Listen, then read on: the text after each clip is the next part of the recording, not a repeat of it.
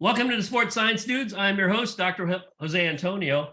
My co-host, Dr. Tony Ricci. I'm not sure where he is. I think he lost the key to his car. He's in New York, so that makes perfect sense if he lost it there. If he was in Florida, he wouldn't have lost it. So, Tony, I hope you find your keys. If you're a first-time listener, hit the subscribe button. Like the show. We're on YouTube, we're on Rumble, we're on Apple Podcasts, and we're on Spotify. Today, our special guest is Dr. Arny Ferrando. Let me tell you a little bit about Dr. Ferrando. His work is focused on the preservation of skeletal muscle and includes investigations utilizing exercise, pharmacological and nutritional interventions to ameliorate muscle loss. That's a great GRE word, ameliorate. Yeah. Because we're the only ones who use it. No one else uses it but us. His many investigations have spanned diverse circumstances of muscle loss, including spaceflight, which we should talk about, kidney disease, heart failure, burn injury, trauma, post-surgical rehab, aging, and sustained military operations. Much of his work is focused on optimal nutrition and protein intake. We will get into the protein stuff. Under these circumstances, and he holds 2 patents on nutritional formulation designed to improve muscle recovery. He has career-long funding from both federal and industry sources, and has over 160 peer-reviewed pubs, invited chapters, and book chapters. But before we get to Arny, I want to mention the ISSN conference is June 15 to 17. If you haven't registered, go to issn.net. That is issn.net. Dr. Ferrando will be there. I will be there. Even if you don't like his talk, you could always go to the beach. It's quite nice. Get a cup of coffee, maybe a beer, and it's a whole lot of fun. So, Arny, how the hell are you? It's great to be here. Thank you, Joey. I'm honored. Hey, you know what? Joe Rogan called, but I said it's Sports Science Dudes with Joey and Tony. It doesn't get any better than this. In fact, I think I'm ready to retire now. This is it. Well, this is the pinnacle of your science career, just so you know. Now, it is. You are an official sports science dude. I know. Okay, I got a story for you. And don't laugh yet, but I want you to comment because it's kind of, when I read it yesterday, it was kind of funny. So the title is this: Why the Biden administration might ban chocolate milk from school cafeterias. So as I read the title, I was like, okay. A new proposal from the U.S. Department of Agriculture would eliminate flavored milk, not just chocolate milk, flavored milk from school cafeterias.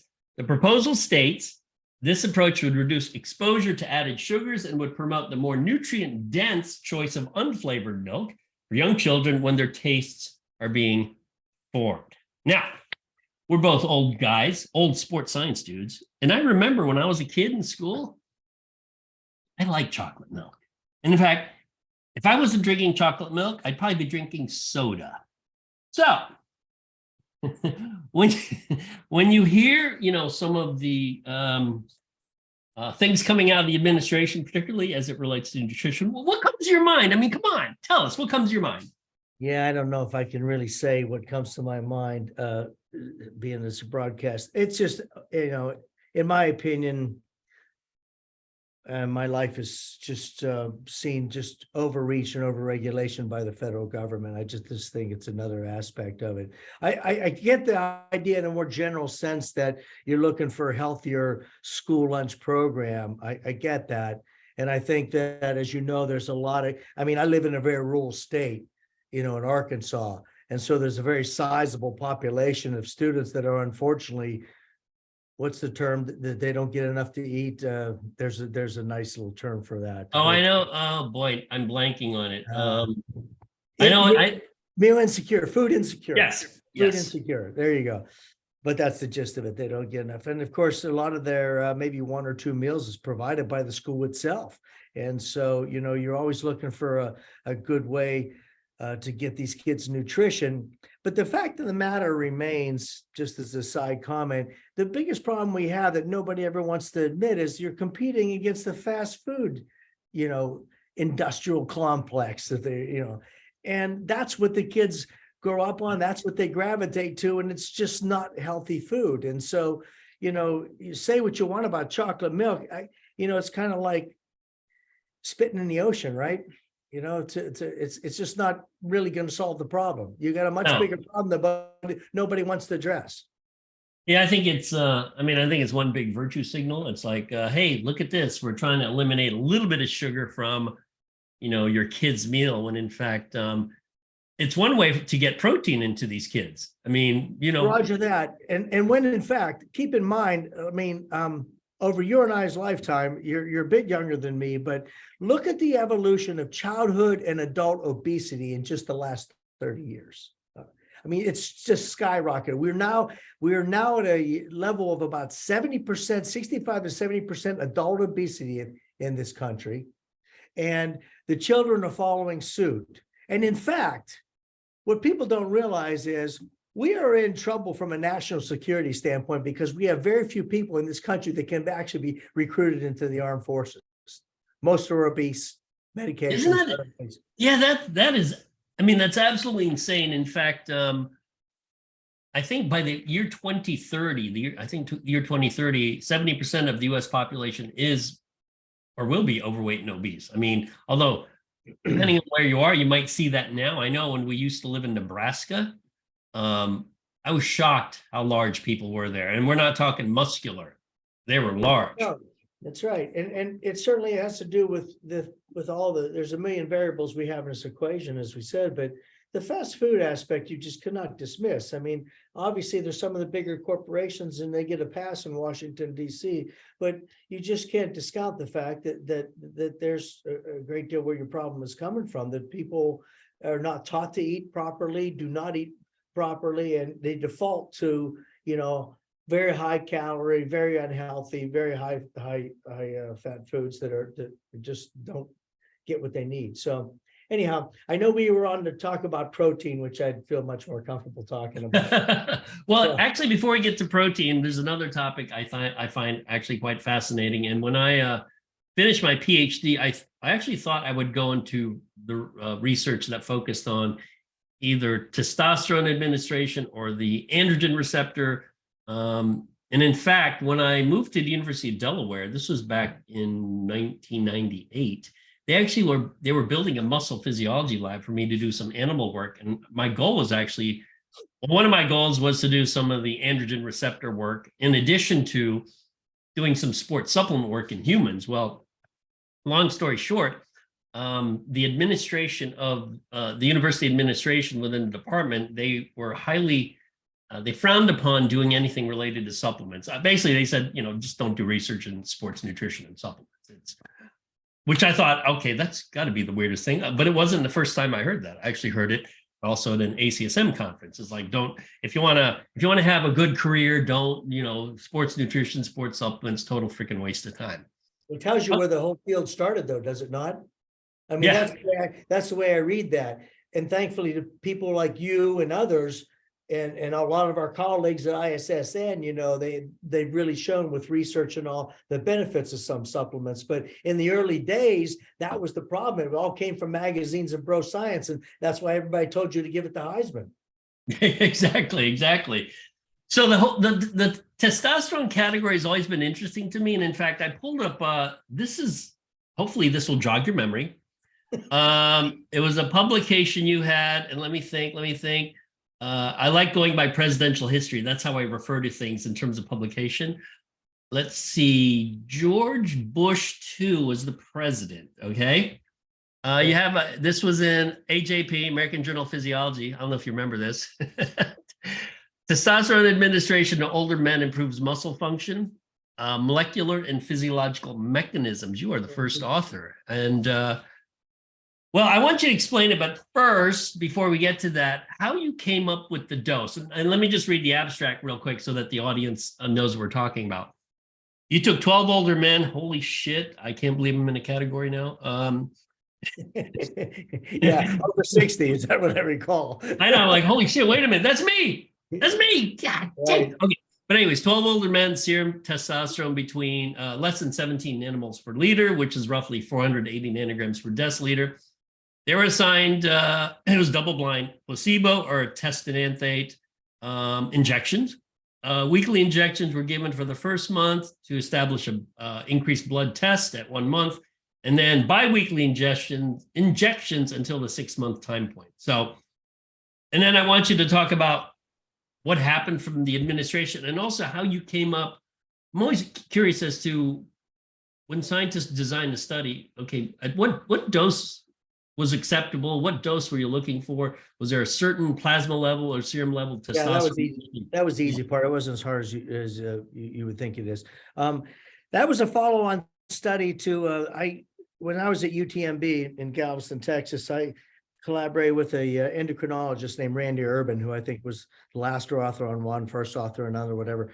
And we had done a study, which was a 30-day study, looking at the effect of testosterone and enanthate on some muscle strength, both upper and lower body, and then muscle protein synthesis. And that's how I got involved with all that. And then we carried it on to this 8-week study, or I'm sorry, 6-month study. So the idea is that, you know, if you look in the literature, everybody defines hypogonadal differently. And what people don't understand, Joey, is that a clinician will not bring you in, run blood work on you and say, okay, your blood testosterone is 350, you're hypogonadal, we need to put you on TRT. They don't do a thing until you complain about it. In other words, when you present with symptoms saying, doc, I'm tired, I'm not recovering, you know, in fact, that's what I do with my PCP, who's, by the way, at the end of my hall, he's on my floor here. And I said, doc, I just can't recover. I realize that I'm older and I'm training and all this stuff. And it just say, you're freaking old. You're freaking old. But I said, okay, let's test it and let's take a look at what we have. So the point is everybody defines hypogonadal differently, but it doesn't really translate clinically until you come in and say what I just told you. Okay.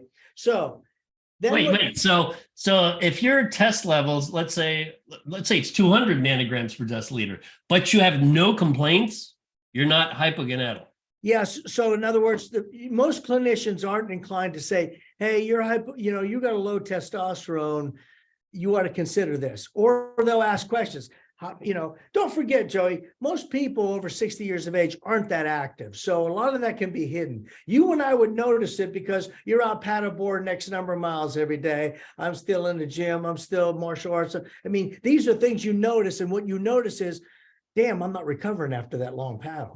Damn, I'm not recovering after that workout. I mean, that's what we really notice. And so that's what I complain about. And so that's what I'm saying. That's what manifests itself clinically as a symptom that the clinician will address if he or she deems necessary. So then what you do, and what we did in these studies, is we set a threshold. It says in the study, it was either 380 or 400 nanograms per deciliter. So you'd have to read through it, but I've done a number of these and defined them slightly differently each way. But the bottom line is you take the 65-year-old man and you make him 30 years old with testosterone. In other words, you go from 350 to 500. It's just right in the middle. So most assays, the normal range would be somewhere around 200 to 1,000. Okay, that's the normal range. You do a clinical lab. And so you shoot for somewhere in the middle. And what you would do is you start with a dose. The dose doesn't vary much, 125 to 150, sometimes 175 milligrams. And so you start, you test, see where that goes, adjust accordingly. And you can see actually in that paper, there's a nice graph about how we started off and where they ended up over 6 months. And they were pretty much right dead center, like 500, nanograms per deciliter. Now, does it matter? Okay, so you chose test enanthate. Does it matter, or would it matter if you use test SIP, or if you went straight testosterone? Let's say some of the creams they use, it's basically straight test. That's why they apply every day. Would it matter other than what enanthate? You're just fewer injection. TE and TC, SIP and enanthate are very similar in terms of their pharmacological actions. And I think, again, if you look in the literature, people kind of use both and get the same result. The cream was a no-go. And the reason is that one of the things that I noticed very early, and I've long said this, in fact, I've said this in talks at ISSN. In fact, I'm giving a talk this time on dysregulation, hormonal dysregulation of muscle. going to present a lot of this data what you and I are talking about. But the point is that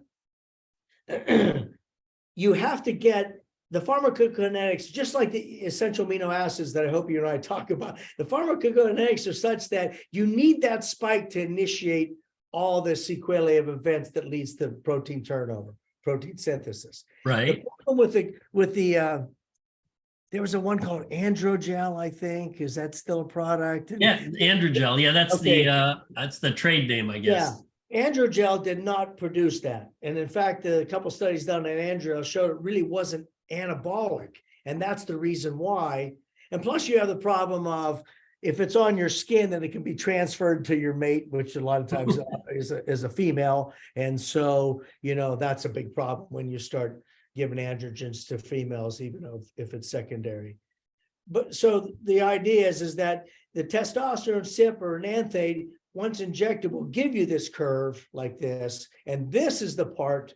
This apex of the curve is the part that initiates everything, heightens the androgen receptor sensitivity, and starts the whole series of events that lead to protein turnover in the muscle.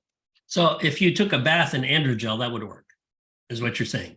Yeah, no, it doesn't seem, I don't know about that much. You'd probably get a toxicity. Just like this, rub it on your head. Yeah, And just... no, it didn't seem to have the same, like I said, PK, the pharmacokinetics, and the same effects. So I think that the injection, now the undecanoate, also, we just finished the study with the military at Usarium that showed that undecanoate, which is a one shot, it was like 750 milligrams that we just one shot over a month period, was very efficacious in maintaining lean mass and muscle turnover and all that.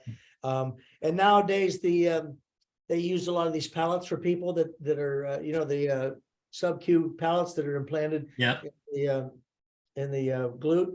They're very efficacious also. So no, you beat me to the punch about the test undecanoate. In your study, I think this was JAP. Was it JAP? Yeah, JAP. The dosing, let's see, your dosing was, let me pull this up real quick. What's the dosing? Oh, here, 750 mg. And I assume the reason you chose that is it's very long acting. And you know what? When I first started reading this, I'm like, wow, one shot. Why would you do just one shot? But I guess that's why, because it's long acting. Well, keep in mind the framework in which we did that. This was a military sustained operations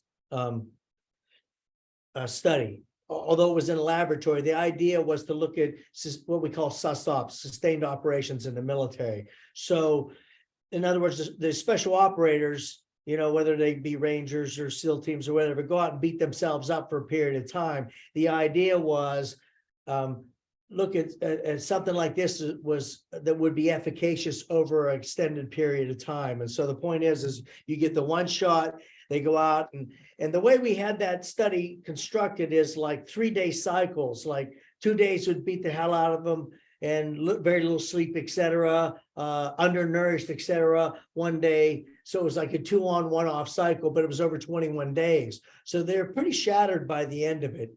And the idea was seeing, could we preserve the physiological decline over that standpoint?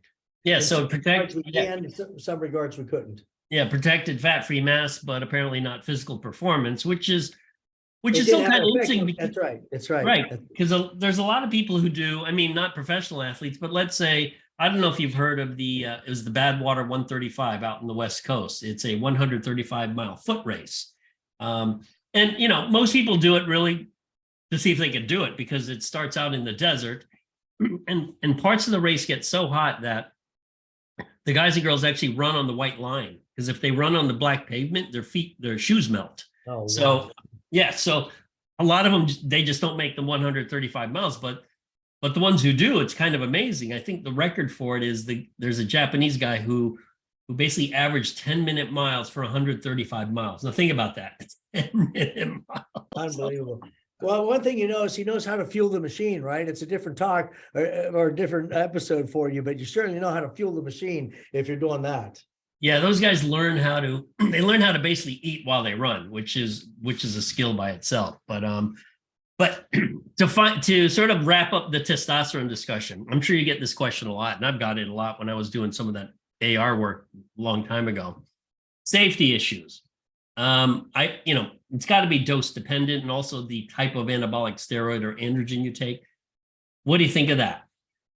Well, there has been plenty of data. Now, in the clinical, I always point to things. Shally Beijing, who's now at Boston University and Harvard, has done the lion's share of all the clinical work. So Right. In the early days, we worked out the metabolic mechanisms. He points to that. But in terms of the long-term studies, safety and efficacy, Shally has done fantastic work in that regard.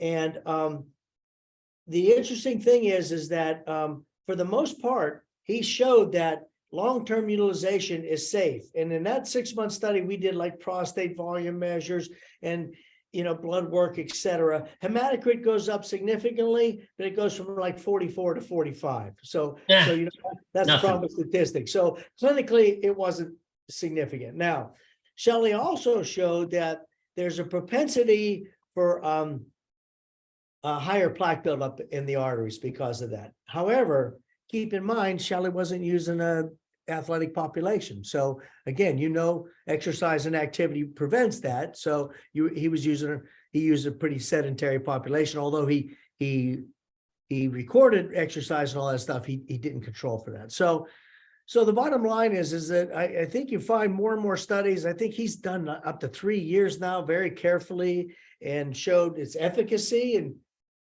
pretty much any endeavor in any outcome he measures, from hand grip strength to strength to it helps everything. Threshold. I mean, all the above. So in terms of quality of life, it certainly restores the quality of life there.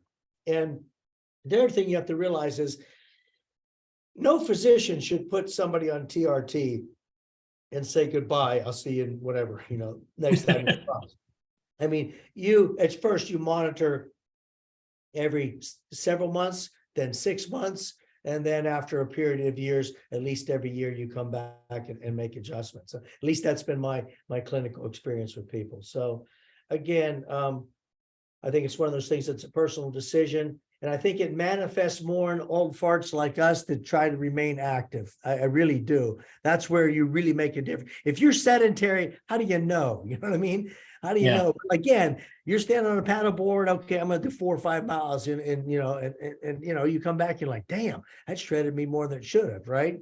So that's where I think it makes a difference when you're pushing the system. When you're pushing the physiology edge. I don't know how your mind perceives, the perceived exertion, but when I paddle, it never enters my mind that maybe I'm tired because I'm older. But that's ego. So I'm like, God, why do I feel like shit today? This shouldn't be that hard. And it's almost like I don't want to admit that age affects performance, but it has to. But if I admit it does, then I've lost.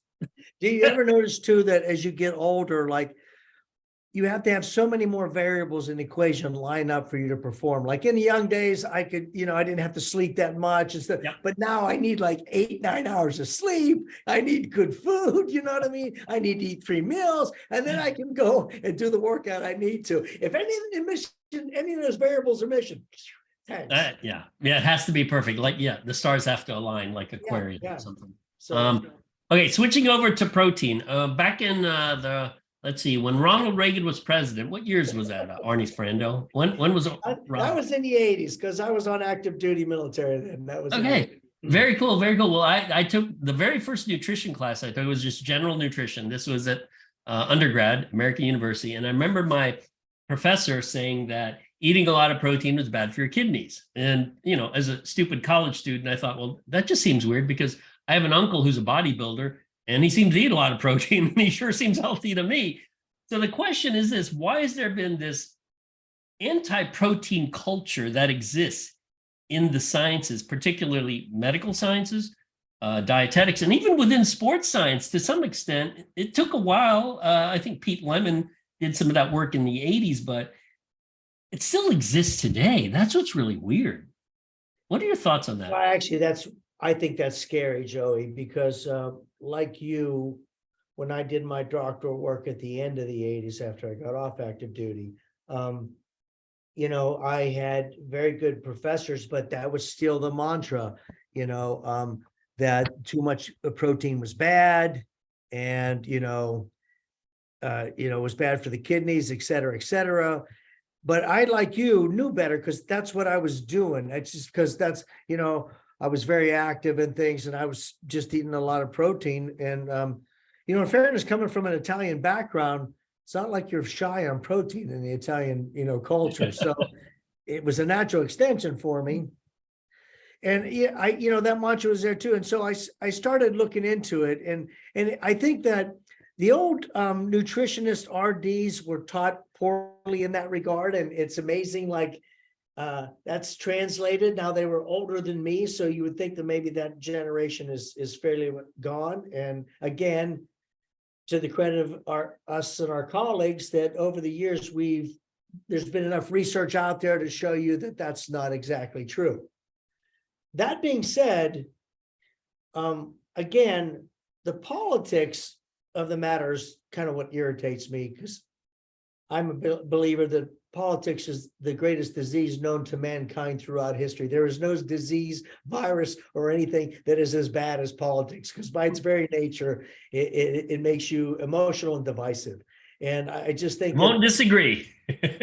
What's that? I won't disagree. Yeah. So we didn't get on this to talk politics, but the problem is that whole area you're talking about is indeed influenced by that. And some people have a belief that for whatever reason, whether it's the global warming or animal protein or whatever issue there is, there seems to be an emotional reaction to it.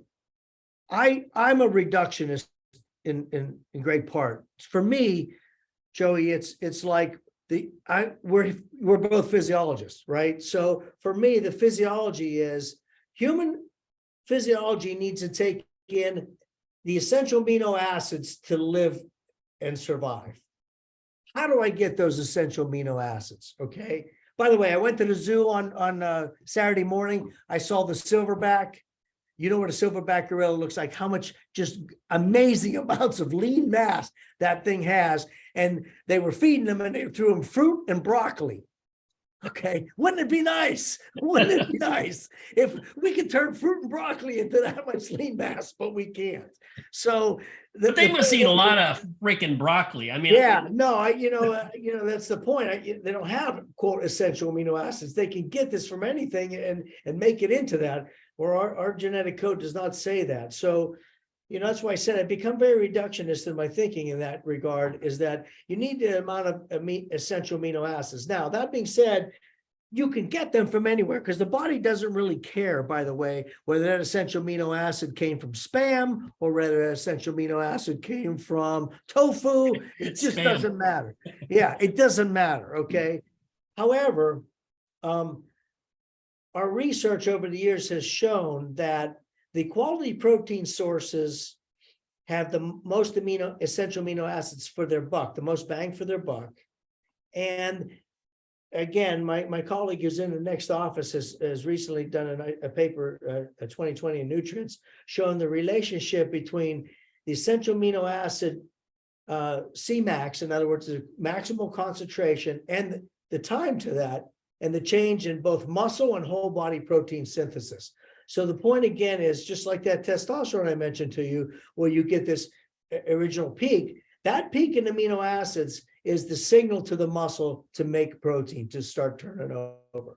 And so again, however you get that, it doesn't matter. But the essence is this, that there's a dramatic difference between both protein sources. Number one, in digestibility, meaning how many essential amino acids are going there, and the content of the amino acids. So if you take beef, for example, which has a high amount of amino acids per gram, and you take tofu or black beans or something like, let's just say black beans, which has a much lower, you see that you can certainly eat enough black beans to get there, but then how many calories are you taking in?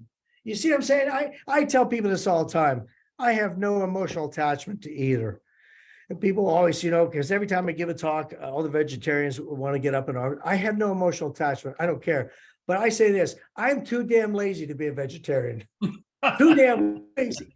There's no way I'm going to go look at this and that and complementary protein. It's like, I like meat. There it is. It's right there. One meal, one breast. It's all gone. I got what I need. So, yeah, Okay, for the meat eaters, the carnivores like you and I, if you were to rank order, let's say beef, chicken, pork, fish, and then milk-based or dairy-based proteins, are they all basically the same? When we're eating mixed meals all day, does it really matter throughout the day? And also, would it matter post-exercise? Yeah, so two good questions there. I think that those are all quality protein sources. And so for, the body's survival, for people, let's talk people who are not athletes. Okay. Because I think that you and I got to talk about athletes differently than Gen Pop, as you guys say. Okay. For Gen Pop, that's fine. They're getting what they need in quality protein sources for the body's survival, turnover. I mean, I think you have to appreciate the probably millions of proteins in the body that need turned over on a daily basis. Okay. Right. So, the food supplies that for you. For performance, there's a different story.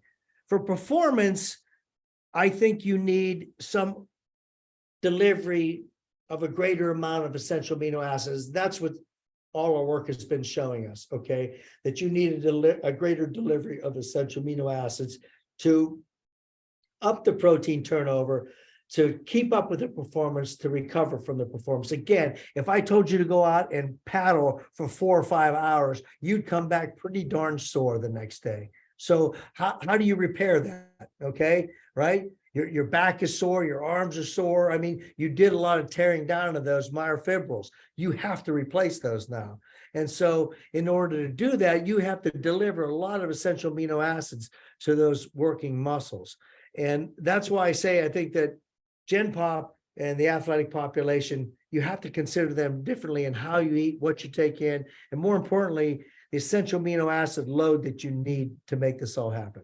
So clarify for the audience, if you were to do a gram for gram comparison of whey protein, since whey is probably the most commonly consumed protein amongst people who work out, especially Right. post-workout, versus just an EAA concoction. And the reason I bring this up is you don't see, in fact, the way I get a handle of what seems to be popular is when students ask me questions, they'll be like, hey, have you heard of this product? I'm like, no, I don't know what the hell that is. So, but I've never heard anyone say, hey, what do you think of these essential amino acids? Never. I mean, they'll come up with the most bizarre products that don't do shit, but they've never asked about essential amino acids. Why is that? Yeah, and they should. Again, if you look at the large part of our work, but by the way, can I make a plug? Since we just sent you the first round of the ISSN statement on EAA supplementation. Yes. So the raw form is in your hands, and hopefully, we'll have that out soon to the viewers and the public. Awesome. But it talks a lot about that in here, that the free-form EAAs give you by far and away the largest response in muscle. And the reason they do is because they require no digestion. They get out to the periphery very quickly. The Cmax is great, okay? Much more than you can get from whey protein. And on a gram per gram basis, the free-form EAAs are much better than whey protein, okay? Now, up until fairly recently, the reason this has become a moot point, Joey, and you didn't hear about it, is there weren't that many people out there producing EAAs, okay? Keep in mind that, I guess I'll toot our own horn here, our laboratory under Bob Wolf, who was the director before me, and he was the one that did all, guided all the foundational work on essential amino acids, their requirements, their utilization. And if you look at it from that foundational work, and it's covered in this thing, there's probably been 70 studies now done in the clinical populations on EAAs, because they really manifest themselves in terms of populations that are anabolically resistant. Because you take a young athlete, right? How do you make a studlier, right? I mean, how do you improve upon very little? So the point is that nobody's really done those studies in younger people because it's very hard to show in young people, right? Like why do you think 18-year-olds fight our wars? They're bulletproof, right? They're indestructible. So it's that way for a young athlete too. Like there's these things like nutrition, you would have to really follow that over many months and careful measures, and nobody's funding that kind of work. So as a result, what you see is in these compromised populations, what I call anabolic resistance, aging, clinical paradigms, pathologies, et cetera, they really are pronounced in that regard. And the reason they're pronounced in that regard is because, as I mentioned, the Cmax is great. The peripheral kinetics are such that it really initiates muscle protein synthesis. Again, my colleague David Church nicely did it at 2020 Nutrients paper. He shows clearly the relationship between the increase in essential amino acids in the periphery and increase in muscle protein synthesis. Very clear delineation there. So the problem with an intact protein, not a huge problem. It's just that twofold, I always say. The intact protein on a gram per gram basis, let's take whey, is not as good as the free form. And the whey takes digestion. That's the problem. It's the digestion thing. The free form don't take any digestion. Okay. They just, transit through the gut very easily and out to the periphery, whereas the whey does. And the other thing is that I'm a perfect example of this. Like in the old days when I took whey before workout, I'd see it again in 5 minutes. I could not keep it down. I mean, if it was an intense workout, I just could not keep it down. Whereas freeform don't have that gastric, distension, load, digestion requirement, et cetera. I've seen plenty of people who could drink whey and do whatever, and that's not a problem. So, Are there essential amino acid concoctions that actually taste good? Yeah. There are. As a matter of fact, if you let me plug the patent. Plug it, because you can send some to me and I'll give it to my wife. She's a national class cyclist. So Yeah, no, I see her all the time, and it's good to know there's one stud in the family. Do you know what I'm saying? I concur. You married correctly, Joey. Yeah, no, there's a number of like Amway used to do it for a while, but like there's a lot of formulas that have been, they're all slightly different flavor, but they're very good actually. In fact, here's the one that Amway used to produce called Excess Multiplier. There's another one by Trivita called Myo Health. Caged Muscle, the MMA place has one. There's a Japanese company that has the patent. I don't remember all the names, all the things, but and I think there's. Where do I get the hookup? Come on, where do I get the hookup? Yeah, so you can actually get all these things through Amazon. Again, I wish I knew the names of all the products, but I think one of the big companies, not Herbalife, maybe it is Herb, I can't remember. Somebody else is about to carry it also. So there's Element Nutrition, by the way.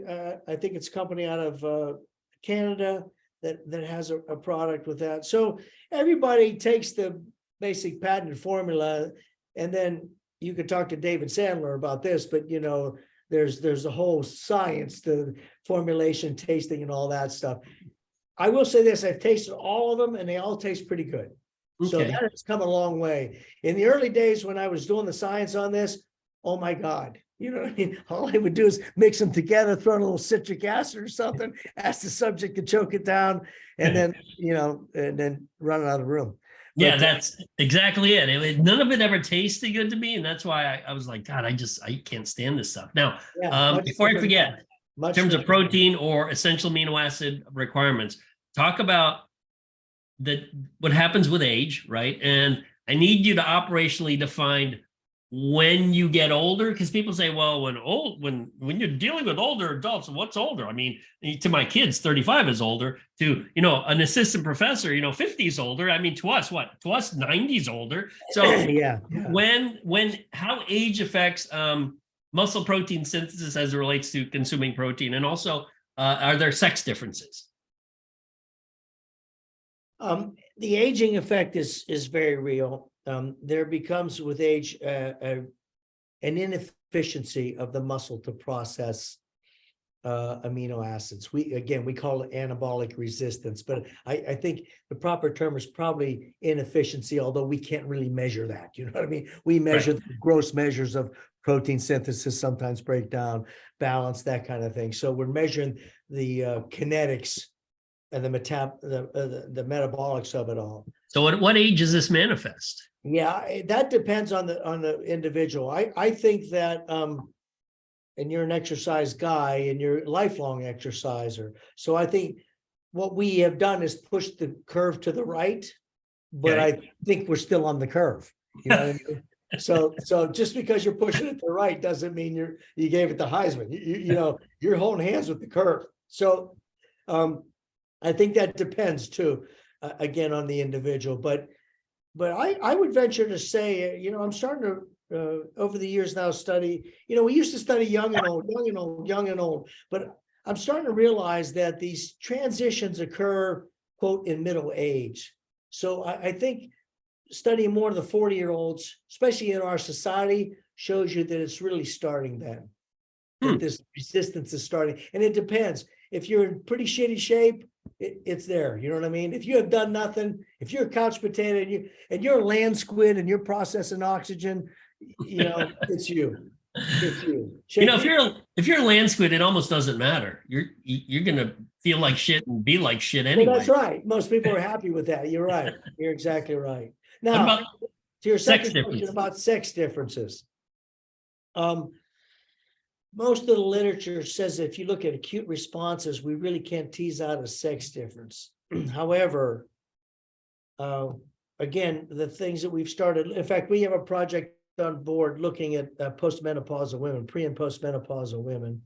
And Abby Smith-Ryan and I collaborated on some work looking at the menopause transition.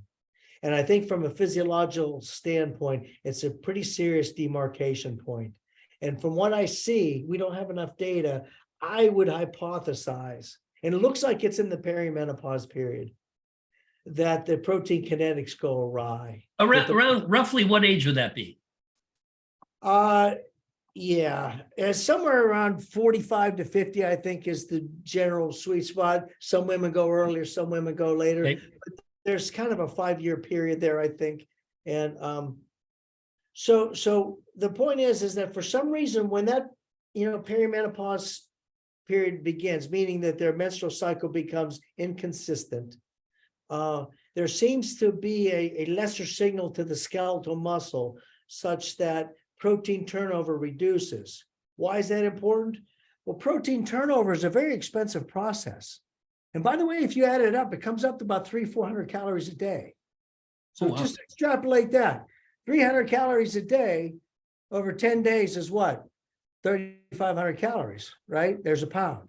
So if you notice, I don't know where your wife is, but she's pretty active. She may not have had this problem, but most women who go through menopause, to the woman, have complained to me, I'm gaining weight. I'm gaining weight. I'm still active, but I'm gaining weight. I get weight here. So I think, that seems to be, there's a real physiological reason for that rationale, that the inefficiency of the muscle is such that all those calories that used to be expended that were either stored or intramuscular that were expended in the protein turnover system are no longer being expended and being stored instead. And again, it doesn't take long to gain a pound when you're talking 300 kilocalories a day. So with women, there's two things going on. There's the age issue, and then around perimenopause, there's that issue. So would it be more problematic for women vis-a-vis protein intake compared to men? Because obviously men aren't going through perimenopause. Yeah, I think my point is that the physiological demarcation point is more noticeable in women because of the menopause transition, right? Right. Men don't quite have that strict demarcation point, right? We just kind of get older and things start to slide and become painful, et cetera. But we kind of end up in the same spot. So aging is in effect part of the whole menopause transition. Now, that's coupled with the fact that when you look at most women, they don't really take in enough protein.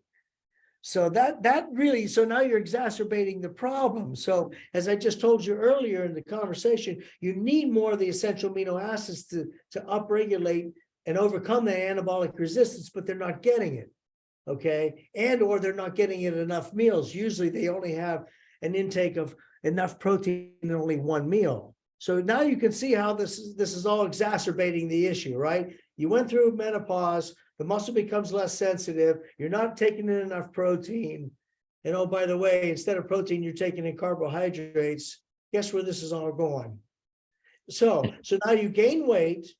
Weight means inflammation in the muscle. Inflammation means the beginning of many disease states, most likely diabetes. And so now again, you look at our population, look how many people, and I'm going back to my PCP down the hall here. He's a medicine doc. You know, how many people come in and see him with that 5.7 to 6.4 A1C range, just on the slide, starts them off in metformin, which he and puts it off, you know what I mean? But the point is, if things don't change, they end up being overt diabetics. Yeah. And of course, we're talking about the general population that does nothing. So there's a whole host of bad things that happen to those individuals that I think for the most part would, you know, I hate to use the word cure, but it would cure a lot of these things. I mean, but unfortunately, most people don't move. They don't exercise. They don't. Give me a pill, doc. Give me a pill, doc. Fine. Why do you think They're lazy. Trulicity and all these drugs are a multi-billion-dollar business? Because you can sit on your ass and do nothing. You and I both know research has clearly shown to get out of the diabetic state, diet and exercise always works. It always works. But how many people exercise, right? That's the problem, right? That's the problem. Hardly anyone exercises. That's the crazy part. We're in a very unique field. You know. Yeah, it's interesting that when we go to ISSN conference, you're surrounded by people who you think are the majority, but they are a tiny sliver. Tiny sliver. That's right. It's insane. It's insane. Now, we only have a few minutes left. I want to touch on this, I think, and you'll have to refresh my memory. This was, I don't know if you wrote it or Bob Wolf wrote it or both of you wrote it. It had something to do with consuming up to 70 grams of protein in a meal and looking at not just muscle protein synthesis, but degradation. Explain, you know, what that means, because there's always the argument, you know, with the bro science people about, is it 30 grams? Is it 40 grams? You know, what if I'm a Darren Willoughby and like to consume 100 grams per meal? I mean, what happens to those, to the protein, the amino acids? I assume a lot of it's just oxidized because you can't store it. So tell the audience a little bit about that. Yeah. The 25, 30 grams, I think, came from Stu and Stu Phillips and a bunch of colleagues that kind of did that with whey protein that showed the break point in terms of muscle protein synthesis was about that. But you have to understand, what people don't understand is this is not a switch, it's a rheostat.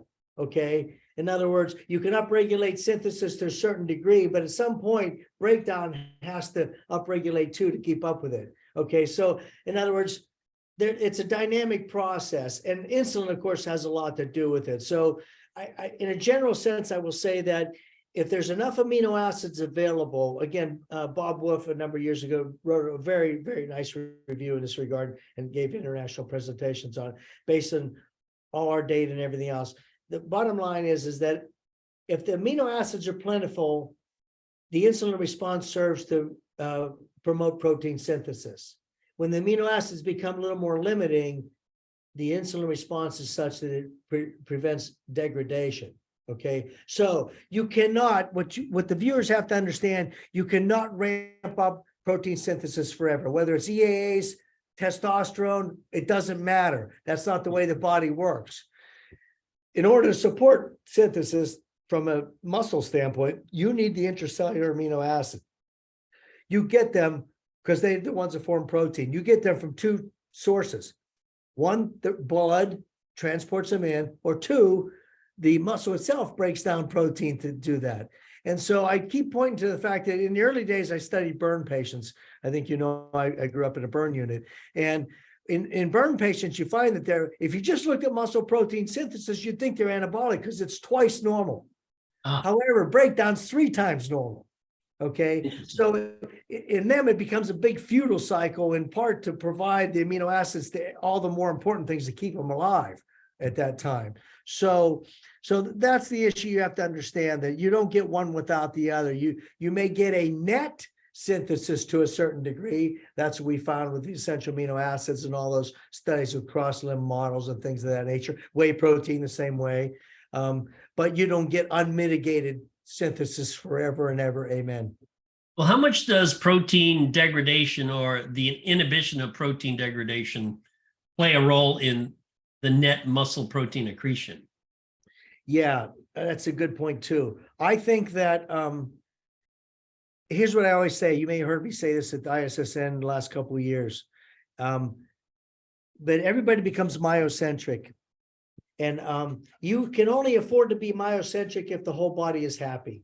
The whole body takes precedence, okay? Again, borrowing from all the stress states that I've studied in my life. If the whole body isn't happy, the muscle is no longer any type of anabolic organ. It is merely a supplier for the rest of the body.